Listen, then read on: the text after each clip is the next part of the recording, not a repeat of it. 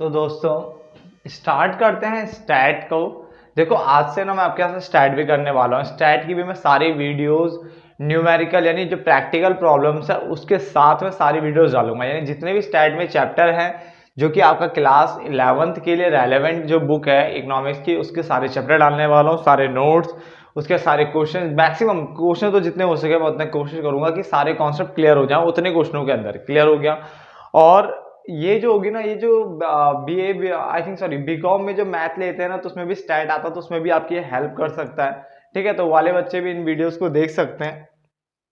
बिल्कुल बेसिक से स्टार्ट करेंगे और एक एक डेफिनेशन को क्लियर करते हुए चलेंगे। तो बिल्कुल देखो बिल्कुल नया ताजा कोर्स स्टार्ट कर रहा हूँ और ये मैं इंग्लिश में करवाने वाला हूँ। ठीक है ना, ये इंग्लिश मीडियम वाले, ठीक है, बट अगर कोई हिंदी मीडियम वाला अगर इसको सुनना चाहता हो तो सुन सकता है, क्योंकि मैं आपको हिंदी में ही बोलूंगा। देखो मैं आपसे बातें हिंदी में कर रहा हूँ तो हिंदी में बोलूंगा, मगर जो नोट्स मैं आपके बनवाऊंगा मैं इंग्लिश में बनवाऊंगा। क्लियर है, तो कोई भी बच्चा से देख सकता है और अच्छे नंबर अचीव कर सकता है, मतलब उसको अच्छे नंबर प्राप्त हो जाएंगे, गेट कर सकता है। तो स्टार्ट करते हैं स्टैट का एक चैप्टर जो कि हमारा पहला है, concept of economics and significance of statistics in economics, ये चैप्टर का नाम है। ठीक है, जो कि मेरी नोटबुक में डला हुआ है और इसी के ऊपर मैं चैप्टर स्टार्ट करने वाला हूँ, चैप्टर नंबर 1।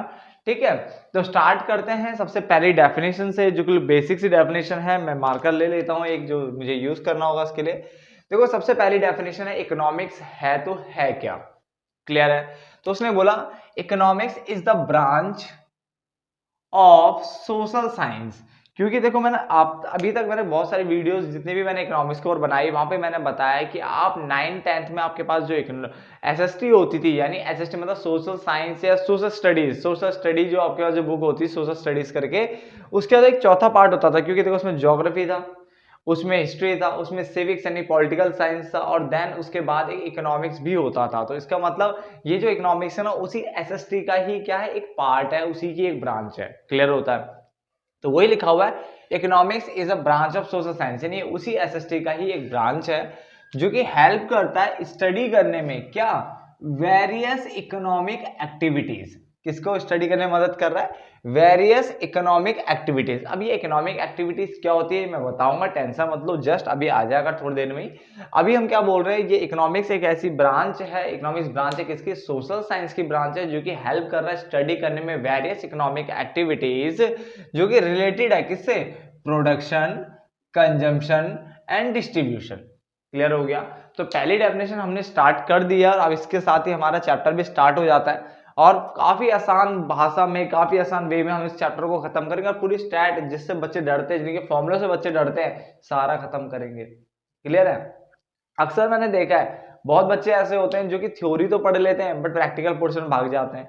बहुत ऐसे होते हैं जो प्रैक्टिकल करते हैं बट थ्योरी में भाग जाते हैं, क्योंकि स्टैट थोड़ा अजीब सब्जेक्ट होता है बच्चों के लिए। बट बिल्कुल देखो अब इजी होने वाला है बहुत ज्यादा। मैंने हिंदी में इंडियन इकोनॉमी यानी भारतीय अर्थव्यवस्था के ऊपर वीडियोस बनाई थी। मैंने समष्टि अर्थशास्त्र के ऊपर हिंदी में वीडियोस बनाई थी, बहुत अच्छा रेस्पॉन्स आया बच्चों का और अभी भी आ ही रहा है।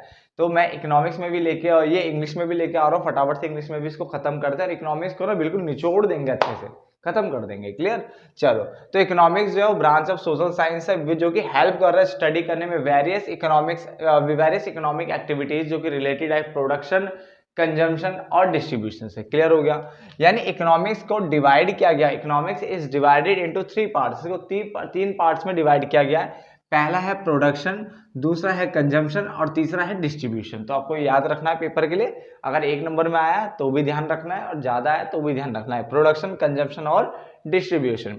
देन उसके बाद आता है ब्रांचेस ऑफ इकोनॉमिक्स, यानी इकोनॉमिक्स की कितनी ब्रांचेस है। तो देखो बात हम करते हैं मेजर ब्रांचेस की, तो 2 major branches, economics has 2 major branches, 2 major branches हैं, जिसमें पहली है माइक्रो इकोनॉमिक्स और दूसरी है मैक्रो इकोनॉमिक्स। क्लियर है, माइक्रो इकोनॉमिक्स क्या होती है, मैंने कहा इट इज दैट ब्रांच, ये ब्रांच ऑफ इकोनॉमिक्स है। देखो ना ये इकोनॉमिक्स की ब्रांच है, तो ये ब्रांच ऑफ इकोनॉमिक्स है, यहाँ पे भी लिखा हुआ है कि ये ब्रांच ऑफ इकोनॉमिक्स है। ठीक है, तो ब्रांच ऑफ इकोनॉमिक्स हो गया जिसमें हम स्टडी करते हैं इकोनॉमिक प्रॉब्लम्स की, किस लेवल पे, eight the level of an individual, individual मतलब छोटे लेवल पे हम प्रॉब्लम की यहाँ पे स्टडी करते हैं। बट यहाँ पे अगर हम बात करें तो विच स्टडीज इकोनॉमिक प्रॉब्लम, यानी इकोनॉमिक प्रॉब्लम्स की यहाँ पे स्टडी होगी, but at the level of economy as a whole, यानी पूरे इकोनॉमी इकोनॉमी की बात होगी, यानी बड़े लेवल पर होगी। क्लियर है? तो डेफिनेशन क्लियर करके देखो, it is that branch of economics in which जो स्टडी हो रही है प्रॉब्लम की, वो कैसी हो रही है, eight the level of an individual, यानी छोटे लेवल पर। और यहाँ पे जो प्रॉब्लम की स्टडी हो रही है वो इकोनॉमी एज अ होल, यानी बड़े लेवल पर प्रॉब्लम की स्टडी होती है। जैसे लाइक अ कंज्यूमर, एक कंज्यूमर की बात कर रहा हूं मैं, अ प्रोड्यूसर, एक प्रोड्यूसर की बात कर रहा हूं, पर कैपिटा इनकम जिसको कहते हैं प्रति व्यक्ति आय, क्या बोलते हैं, प्रति व्यक्ति आय, यानी एक व्यक्ति की आय, क्या बोलते हैं, एक व्यक्ति की आय। तो एक की बात कर रहा है, दोबारा छोटे लेवल पे आ जाएगा। डिमांड सप्लाई, आपने डिमांड सप्लाई देखो चैप्टर पढ़ भी लिए होंगे माइक्रो इकोनॉमिक्स के अंदर, तो ये छोटे लेवल पे बात करते हैं, इसे कहते हैं माइक्रो इकोनॉमिक्स। बट अगर हम बात करें एग्रीगेट डिमांड, एग्रीगेट डिमांड मतलब हो गया टोटल डिमांड, एग्रीगेट मतलब होता है टोटल, तो टोटल डिमांड, टोटल सप्लाई अगर बात करेगा तो एक से ज्यादा आ जाएगा और बड़े लेवल पे आ जाएगा। तो बड़े लेवल पे आता है तो मैक्रो इकोनॉमिक्स पढ़ा जाता है। नेशनल इनकम भी यहीं आता है, डोमेस्टिक इनकम भी यहीं आता है। बहुत बच्चों के दिमाग में रहता है कि जो डोमेस्टिक इनकम है इसका मतलब वो अपने परिवार की इनकम की बात कर रहा है। नहीं नहीं नहीं, वो फैमिली इनकम की बात हम कर ही नहीं रहे। डोमेस्टिक इनकम का मतलब हो गया कि जो आपने एक देश के, जो आपका देश है ना, जैसे मान लो इंडिया, तो इंडिया ने अपने बाउंड्री के अंदर कितनी इनकम जनरेट की, तो बड़े लेवल पे तो बात कर रहे हैं, ठीक है ना। तो जो अपने बाउंड्री के अंदर अंदर जो जनरेट करी वो आपकी डोमेस्टिक इनकम, और जो बाउंड्री के अंदर प्लस बाहर दोनों जगह से करी इसको हमने नेशनल इनकम बोला, ठीक है। अभी छोटे लेवल पर समझा रहा हूँ, ज्यादा डीप नहीं जा रहा, टेंशन मत लो। तो नेशनल हो चाहे डोमेस्टिक इनकम हो, दोनों ही किसका पार्ट होता है, मैक्रो का।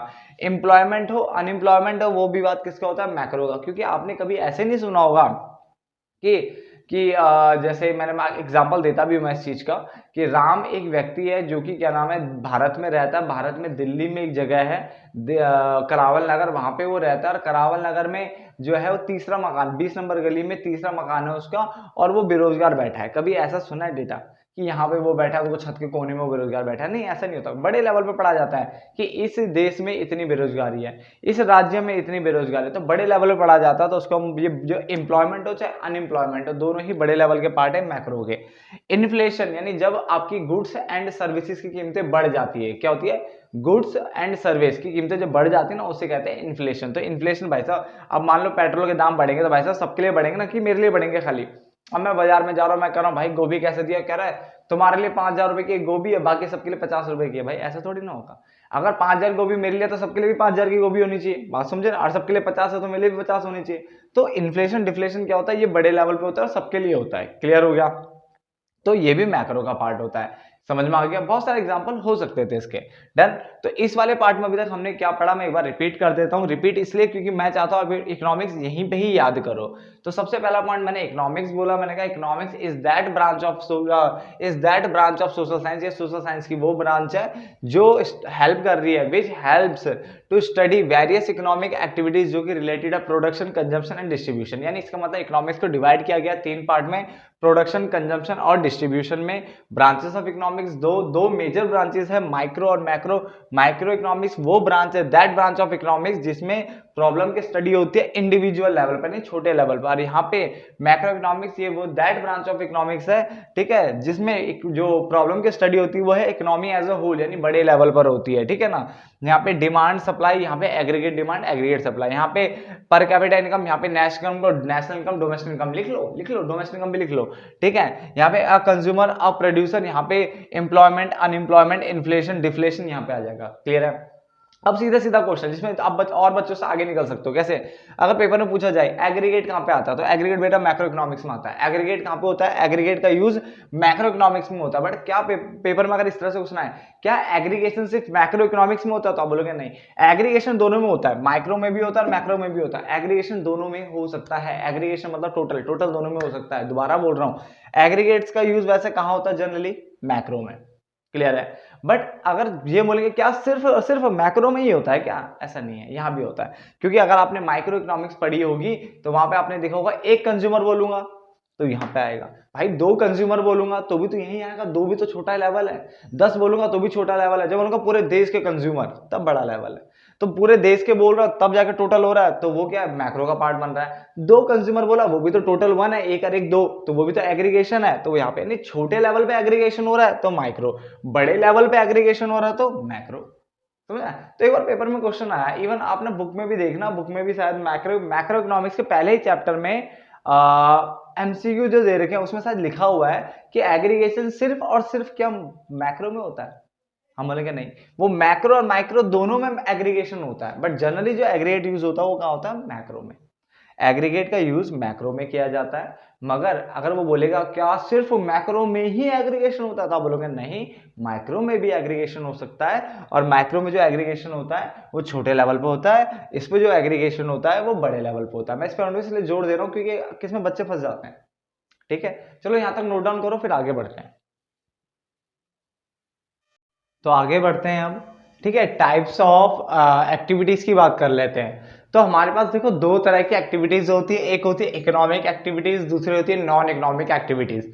देखो कोई भी पॉइंट अगर आपको समझ ना आए तो आप कमेंट कर सकते हो, कोई दिक्कत नहीं है, आपको बता दिया जाएगा। क्लियर? तो देखो इकोनॉमिक एक्टिविटीज और नॉन इकोनॉमिक एक्टिविटीज होती क्या है। Economic activities are those activities which are related to, यानी जो किससे रिलेटेड है, टू अर्न, क्या अर्न करना है, money and wealth for life. तो वो वर्ड क्या लिखा हुआ है, तो economic activities are those activities which are related to earn, यानी अर्न करो, क्या अर्न कर रहे हैं, money and wealth for life, यानी जिंदगी के लिए हम पैसा और जो धन के ऊपर, मतलब जो धन पैसा एक ही हो गया। ठीक है, वेल्थ मतलब संपत्ति होता है, मनी मतलब हो गया धन। ठीक है ना। तो अगर मैं आपसे पूछूं इनकम और वेल्थ में क्या अंतर है तो आप क्या बोलोगे, तो आप बोलोगे देखो इस तरह से बोलना चाहिए आपको कि जो अगर हम कमाते हैं वो हमारी इनकम है, और उस कमाई हुई चीज से जो हम जो चीज जोड़ते हैं, जैसे हमने गाड़ी जोड़ ली, मतलब गाड़ी खरीद ली, घर खरीद लिया, ज्वेलरीज खरीद ली, तो हमारे लिए वो क्या हो जाता है, वो हमारी संपत्ति हो जाती है। क्लियर हो गया?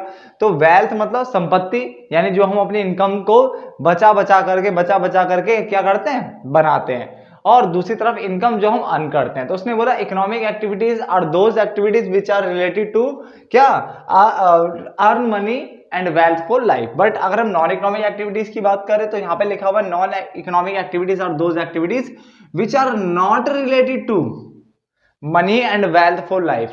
ठीक है, यानी जो मनी वेल्थ से रिलेटेड नहीं है, तो जो पैसे से रिलेटेड है वो इकोनॉमिक एक्टिविटीज, जो पैसे से रिलेटेड नहीं है वो नॉन इकोनॉमिक एक्टिविटीज। जहां तक ना प्रॉफिट मोटिव देखा जा रहा है, अर्न मनी फॉर लाइफ। ठीक है ना, ये देखा जा रहा है। तो economic activities are those activities which are related to earn money and wealth for life, but यहाँ पे non economic activities are those activities which are not related to earn money and wealth for life. Clear हो गया? Example में देखो, इसमें हमारे पास production आ जाता है, कंजम्पशन आता है, डिस्ट्रीब्यूशन आता है, एक्सचेंज आता है, इन्वेस्टमेंट आता है। बट यहाँ पे सोशल, रिलीजियस, चैरिटेबल, पॉलिटिकल, इस टाइप की चीजों को यहाँ पे रखा गया है। अब पेपर में क्वेश्चन आ सकता है, चाहे एमसीक्यू फॉर्म में आए चाहे कैसे भी आए, कि मान लो आपको दिया हुआ है प्रोडक्शन, कंजम्पशन, डिस्ट्रीब्यूशन और रिलीजियस, इनमें से कौन सा इकोनॉमिक एक्टिविटी नहीं है, तो रिलीजियस इकोनॉमिक एक्टिविटी नहीं है। तो किसी भी तरीके से क्वेश्चन बना हुआ आ सकता है। तो मेरे हिसाब से यहाँ तक कंप्लीट हो गया आपका, आपको समझ में आ गया होगा।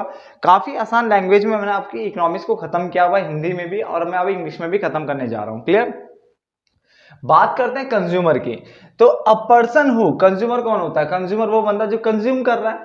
तो a person who buys goods and services, यानी जो खरीद रहा है, बाय मतलब खरीदना, खरीद रहा है गुड्स और सर्विस को, ताकि वो सेटिस्फाई कर सके क्या, हिज वांट्स, अपनी वांट्स को सेटिस्फाई कर सके, उसे बोला गया यहाँ पे कंज्यूमर। क्लियर हो गया?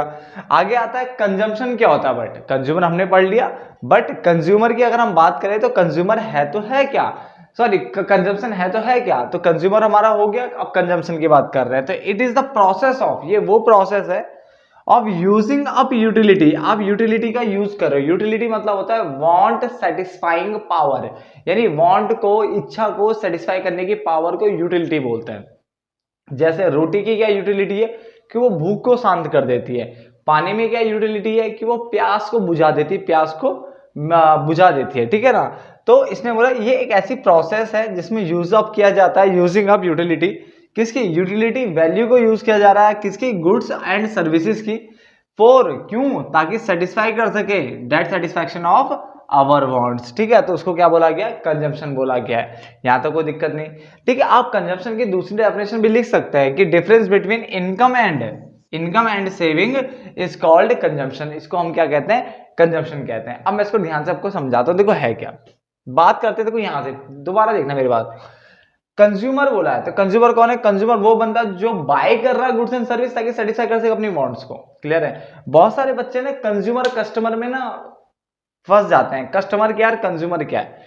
कंज्यूमर कस्टमर एक भी हो सकते हैं और अलग अलग भी हो सकते हैं। सपोज करो, एक एग्जांपल देता हूं। मान लो आप अपने पापा जी के साथ जाते हो, अपने जो भी घर के बड़े हैं उनके साथ जाते हो और स्कूल में अपना एडमिशन कराने के लिए जा रहे हो। तो अगर आप प्रिंसिपल के सामने बैठे हो तो आप दोनों इस टाइम पे कस्टमर हो पहले तो। बट अब ये बताओ कि जब आपने एडमिशन ले लिया है तो बताओ कि आप ये बोलते हो पापा जी जाओ बैग लेके स्कूल पढ़ने चले जाना, आपसे बेटा तो वहीं पिटोगे।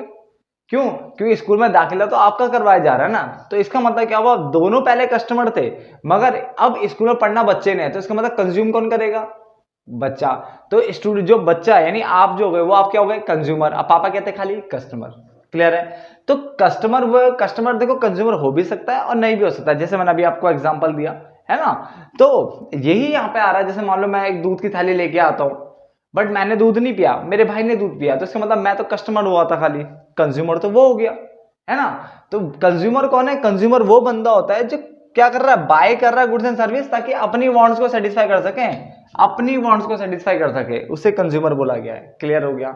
और कंजम्पशन क्या बोला मैंने? कंजम्पशन क्या, मैंने कहा एक ऐसी प्रोसेस है जिसको आप यूज अप करते हो, यानी यूजिंग अप यूटिलिटी वैल्यू, यानी यूटिलिटी वैल्यू को यूज कर रहे हो, वांट्स को सेटिस्फाई कर रहे हो। क्यों? यानी इसमें using up utility value of goods and service for direct satisfaction of our wants, अपनी वांट्स को डायरेक्टली सेटिस्फाई करने के लिए। दूसरा बोला हुआ difference between income and saving, उसको भी कंजम्पशन बोला गया है। जैसे मान के चलो बेटा इकोनॉमिक्स में ना वाई को इनकम बोला जाता है, बेटा वाई को क्या बोलते हैं? इनकम बोलते हैं। तो आपका नेशनल इनकम मान लो या इनकम मान लो, अभी तो आप जो मर्जी सोच लो बराबर है आपके लिए, ठीक है ना। वैसे वाई को हम नेशनल इनकम के रूप में देखते हैं, ठीक है ना। तो वाई बराबर इनकम हो गया।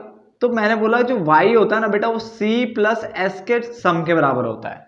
यानी अगर मैं आपको प्रैक्टिकली बताऊं तो मान लो आपने 1000 कमाया, 1000 कमाया, जिसमें से 600 खाया और 400 बचाया, तो देखो फॉर्मूला तो वैसे ही बन गया। बात को देखो ना, फॉर्मूला तो सीधे सीधे बन गया। आपने 1000 कमाया, 1000 कमाया मतलब इनकम वाई, जिसमें से 600 खाया मतलब कंजम्पशन और 400 बचाया इसका मतलब सेविंग। तो यानी y बराबर क्या होता है? c प्लस एस होता है। क्या होता है? y बराबर क्या होता है? c प्लस एस होता है। क्लियर हो गया? ये इससे भी समझ में आ गया, इससे भी समझ में आ गया। अब मुझे निकालना है कंजम्पशन। अब मुझे कंजम्पशन निकालना है तो मैं क्या करूंगा, मैं कंजम्पशन को यही रहने दूंगा इधर ही, ठीक है ना, और s को इधर भेज दूंगा तो y में से s घट जाएगा। तो इसका मतलब इनकम और सेविंग के डिफरेंस को, इनकम और सेविंग के डिफरेंस को कंजम्पशन कहते हैं। तो ये भी समझ में आ गया। क्लियर ना? 1000 तरीके हैं सॉल्व करने के। क्लियर? प्रोड्यूसर कौन होता है बच्चा? प्रोड्यूसर वो बंदा होता है जो प्रोड्यूस करता है गुड्स एंड सर्विसेज को। बेटा क्या कर रहा है? प्रोड्यूसर वो बंदा होता है जो प्रोड्यूस करता है गुड्स एंड सर्विस को। क्या भंडारा बांटना है? ना ना ना, for generation of income, income generate करने के लिए, पैसा कमाने के लिए वो गुड्स एंड सर्विस को प्रोड्यूस करता है। आगे प्रोडक्शन क्या है? बट मैंने कहा प्रोडक्शन एक प्रोसेस है। प्रोडक्शन क्या है? प्रोडक्शन एक प्रोसेस है जिसमें आप कन्वर्ट करते हो। क्या कन्वर्ट करते हो? रॉ मटेरियल को, कच्चे माल को तैयार माल में, यूजफुल थिंग्स में। तो प्रोडक्शन एक ऐसी प्रोसेस होती है जिसमें आप कन्वर्ट करते हो रॉ मटेरियल को किसमें? फिनिश गुड्स यानी यूजफुल थिंग्स में। क्लियर हो गया? आगे service provider, a person who provide, एक बंदा जो प्रोवाइड करता है सर्विसेज, ठीक है ना, किसको? अदर को यानी दूसरों को। एक बंदा जो कि सर्विसेज दे रहा है दूसरों को फॉर अ पेमेंट, यानी पेमेंट के बदले, तो उसको क्या बोला गया है? सर्विस प्रोवाइडर बोला गया है। तो a person who provide services to the other for a payment, देखो फ्री में तो नहीं दे रहा ना, कुछ हिसाब से यानी कुछ कमाने के पर्पज से दे रहा है, तो उसे हमने क्या बोला? सर्विस प्रोवाइडर बोला। जैसे ट्रांसपोर्टर हो गया, जो ट्रांसपोर्ट की सुविधा देता है। अब जैसे मान के चलो आप बस में गए, आपको एक जगह से दूसरी जगह जाना था, आपने 10 रुपए की टिकट ले ली, तो ये थोड़ी ना बोलते हो आप कि आप बस मेरी हो गई है। बेटा बस नहीं हुई आपकी, आपको सिर्फ सर्विस मिली है कि आप इस जगह से उस जगह तक जा सकते हो उस 10 रुपए में, तो सिर्फ सर्विस मिली है। ऐसे कम्युनिकेशन में भी होता है। कम्युनिकेशन में क्या होता है, अगर आपने 129 रुपए का या 200 रुपए का, 250 रुपए का अगर आपने रिचार्ज करवाया है अपने इसमें, फ्री टॉक टाइम ले लिया है, तो इसका मतलब थोड़ा ना तो आपने एयरटेल की कंपनी या आइडिया जो भी आपकी कंपनी, आपने उसे खरीद लिया। 250 रुपए में खरीद तो लिया आपने, सिर्फ 250 रुपए में उसकी सर्विस लिया है इतने टाइम के लिए, 1 महीना, 1.5 महीना, 2 महीना, जो भी होगा। क्लियर है? तो बेटा हम सिर्फ सर्विस ले रहे हैं, तो आप जो सर्विस जिससे ले रहे हैं वो सर्विस प्रोवाइडर है। जिससे हम सर्विस ले रहे हैं। तो सर्विस प्रोवाइडर वो बंदा होता है जो प्रोवाइड करता है services to other for a payment, उसको कहते हैं सर्विस प्रोवाइडर। जैसे हमारा ट्रांसपोर्टर हो गया। क्लियर हो गया? यहां तक नोट डाउन कर लीजिए। तो आगे देखिए, अब अगली डेफिनेशन हमारी है सेविंग की। सेविंग में देखो क्या बोला गया है, saving is that part of income. Saving income का वो पार्ट होता है जिसे कंज्यूम नहीं किया जाता, यानी जिसे आप खाते पीते नहीं हो, जिसको आप यूज नहीं करते हो। तो उसने बोला saving is that part of income which is not consume. काफी आसान सी डेफिनेशन है, वैसे ही याद हो गई, ठीक है। नंबर 2 ये भी लिख सकते हो, saving is difference between income and consumption, यानी इनकम और कंजम्पशन का डिफरेंस क्या होता है, सेविंग होता है। पता दोनों डेफिनेशन क्यों याद करने के लिए कह रहा हूं, क्योंकि देखो एक नंबर में कुछ भी पूछा जा सकता है, कहीं से भी पॉइंट उठाया जा सकता है, तो हमें हमेशा तैयार रहना चाहिए। क्लियर? अब देखो इसमें भी सेम वही कॉन्सेप्ट बता रहा हूं मैं कि हमने 1000 कमाया जिसमें से 600 खाया 400 बचाया। इसका मतलब ये कमाया यानी इनकम, ये खाया यानी कंजम्पशन, और ये बचाया यानी सेविंग। अब मुझे सेविंग निकालना है, ये निकालना है, तो मैं क्या करूंगा, y में से इस c को इधर भेज दूंगा, ये माइनस हो जाएगा। तो इसका मतलब इनकम और कंजम्पशन का डिफरेंस सेविंग होता है। और मैंने थोड़ी देर पहले क्या बताया था, अगर मुझे कंजम्पशन निकालना है तो इनकम और सेविंग का जो डिफरेंस होता था, इनकम और सेविंग का डिफरेंस होता था वो कंजम्पशन, और इनकम और कंजम्पशन का जो डिफरेंस होता है उसे क्या कहते हैं, सेविंग कहते हैं। क्लियर हो गया? इनकम और कंजम्पशन का डिफरेंस सेविंग, और इनकम और सेविंग का डिफरेंस कंजम्पशन। डन? ये पॉइंट। इन्वेस्टमेंट क्या होता है? It is a process of capital formation. अगर आप इतना भी याद करते हो काफी है। It is a process of capital formation, यानी कैपिटल का निर्माण करना, पूंजी का निर्माण करना। तो होता क्या है, देखो जैसे हम बैंक में पैसा लगाते हैं, तो यार कोई भी अगर बैंक में पैसा लगाता है या कहीं भी इन्वेस्टमेंट करता है, कहीं भी, चाहे वो शेयर मार्केट हो कहीं भी हो, तो पैसा इसलिए इन्वेस्ट करता है ताकि भाई वो पैसा कल को बढ़े, ना कि घटे। ठीक है, हर कोई बढ़ाने के लिए करता है, तो उसी को इन्वेस्टमेंट करते हैं। यानी अगर मैं कहीं पैसा लगाऊं और वो पैसा आगे मतलब बढ़ाने के पर्पज से मैं लगा रहा हूं ताकि वो बढ़ेगा, तो उसे इन्वेस्टमेंट कहते हैं। क्लियर है? यानी पैसे को कहीं इन्वेस्ट करना। तो it is a process of capital formation, यानी कैपिटल मतलब पूंजी और फॉर्मेशन मतलब निर्माण। तो ये एक प्रक्रिया है पूंजी के निर्माण की। क्लियर हो गया? आई डॉट ई डॉट मतलब होता है दैट इज। आप ये भी लिख सकते हो, देखो ये लिखोगे तो भी अच्छा, पूरा लिखोगे तो बल्ले बल्ले। ठीक है ना? तो पढ़ा देता हूं। इट इज एन एक्सपेंडिचर, ये वो खर्चा होता है जो कौन कर रहा है, प्रोड्यूसर कर रहा है। कौन कर रहा है? प्रोड्यूसर कर रहा है। यहाँ पे कंज्यूमर क्यों नहीं आया? कंज्यूमर इसलिए नहीं आया कि अगर मान लो मैंने कोई वॉशिंग मशीन अगर मैंने खरीदी है, तो वैसे वो घर पे कपड़े धोने के लिए खरीदी है ना, उससे कोई इनकम जनरेट करने के लिए तो नहीं खरीदा, इसलिए मैं कंज्यूमर की बात नहीं कर रहा, मैं प्रोड्यूसर की बात कर रहा हूं। ठीक है, जो पैसा कमाने के पर्पज से काम करेगा। तो it is an expenditure by the producer on the purchase of such assets. उसने कोई एसेट्स खरीदी, कोई संपत्ति खरीदी, कोई भी मशीन खरीदी, ठीक है ना, जो कि हेल्प करेगी उसकी किसमें, जनरेट करने में इनकम जनरेट करने के लिए तो कोई पैसा लगाता है ना, तो वही लिखा है। तो इन्वेस्टमेंट डेफिनेशन क्या हो गया, it is the process of capital formation. पहले तो कंप्लीट डेफिनेशन हो गई। That is it is an expenditure by the producer, ये वो खर्चा है जो प्रोड्यूसर कर रहा है on the purchase of such assets which help to generate income, जो कि उसकी मदद कर रहा है, हेल्प कर रहा है जनरेट करने में इनकम। फिर आपसे पूछा जाता है फैक्टर्स ऑफ प्रोडक्शन क्या होते हैं। तो याद रखना आपके पास 4 फैक्टर्स ऑफ प्रोडक्शन होते हैं, जिसमें पहला होता है लैंड, दूसरा होता है लेबर, तीसरा होता है कैपिटल, और चौथा होता है एंटरप्रेन्योरशिप, या बिजनेस बोल लो या ऑर्गेनाइजेशन बोल लो, बच्चे कुछ भी चल जाएगा। ठीक है, एंटरप्रेन्योरशिप मैं यूज कर रहा हूं। क्लियर? आप बिजनेस ऑर्गेनाइजेशन भी बोल सकते हो। तो लैंड, लेबर, कैपिटल, एंटरप्रेन्योरशिप। तो लैंड, लेबर, कैपिटल, एंटरप्रेन्योरशिप, ये आपके 4 फैक्टर्स ऑफ प्रोडक्शन होते हैं, जिसमें लैंड के बदले क्या मिलेगा, अगर आप मान लो किसी की जमीन को आपने यूज कर रहे हो, आप किसी की जमीन पे कुछ भी कर रहे हो और उसको आपने यूज के लिए ले रखा है, तो आप क्या देते हो उसके बदले, लैंड के बदले देते हो बेटा रेंट। लैंड के बदले क्या मिलता है, रेंट मिलता है। लेबर, अगर आपने किसी कुछ बंदों से दिहाड़ी मजदूरी करवा रहे हो बेटा, तो उसको क्या दोगे, मजदूरी यानी वेतन, वेजिस दोगे। क्या दोगे, वेजिस, मजदूरी दोगे। ठीक है ना। कैपिटल में क्या देते हो बेटा, इंटरेस्ट, पैसा लगाओगे तो इंटरेस्ट देना पड़ता है। और एंटरप्रेन्योरशिप यानी मेन बंदा, जो मेन हेड है, उसको क्या मिलता है, प्रॉफिट। क्लियर है? तो ऊपर के जो 4 है ना, वो फैक्टर्स ऑफ प्रोडक्शन है, लैंड, लेबर, कैपिटल, एंटरप्रेन्योरशिप, ये फैक्टर्स ऑफ प्रोडक्शन होते हैं। और ये जो लैंड के बदले रेंट, लेबर पे वेजिस मिलता है यानी मजदूरी, वेतन मिलता है, कैपिटल पे इंटरेस्ट मिलता है, और एंटरप्रेन्योरशिप प्रॉफिट। तो ये जो नीचे के 4 है, 1 2 3 और ये 4, इन चारों को पता क्या बोलते हैं, इन चारों को कहते हैं फैक्टर्स, फैक्टर इनकम। क्या बोलते हैं? Factor income. ये चार नीचे की फैक्टर इनकम है। तो पेपर में याद रखना, अगर मैं 1 2 3 लैंड, लेबर, कैपिटल और प्रॉफिट लिख दूं तो कौन सा ऑड वन है? ऑड वन यही तो है, यही ऑड है। अजीब सा लग रहा है क्योंकि 3 तो भाई फैक्टर प्रोडक्शन है, ये क्या आ गया हमारा? फैक्टर इनकम आ गया। मैं पेपर में लिख दूं वेजेस, इंटरेस्ट, प्रॉफिट, एंटरप्रेन्योरशिप, तो भाई देखो 3 तो क्या हमारी factor of sorry factor income है, और ये क्या हमारा? फैक्टर प्रोडक्शन है। तो समझ में आ जाना चाहिए ना कि फैक्टर प्रोडक्शन क्या है और फैक्टर इनकम क्या है। क्लियर हो गया? तो ऊपर के 4 फैक्टर प्रोडक्शन, नीचे के 4 फैक्टर इनकम। तो इस पार्ट को तो बेटा मैं यहीं पे खत्म कर रहा हूं, ठीक है। मिलेंगे पार्ट नंबर 2 में, जिसमें इस चैप्टर के आधे से ज्यादा बैंड बजा देंगे, और उसके बाद अगर हो सके तो मैं सेकंड में खत्म कर दूंगा इस चैप्टर को, ठीक है ना। बट अगर नहीं हो पाया तो एक पार्ट और बनाऊंगा, 3 पार्ट में चैप्टर को खत्म करेंगे, और धीरे धीरे ऐसे ही खत्म करते चले जाएंगे। क्लियर है? वैसे मैं जहां तक बताऊं तो 4 5 चैप्टर तक ही बड़े चैप्टर है, बाकी सब छोटे छोटे चैप्टर है, न्यूमेरिकल है, क्योंकि इसमें वो डायग्राम वायग्राम बनाने पड़ेंगे, आपको पता ही है। ठीक है, तो चलो यहाँ पे रोकते हैं, मिलते हैं नेक्स्ट पार्ट में। तब तक के लिए धन्यवाद दोस्तों।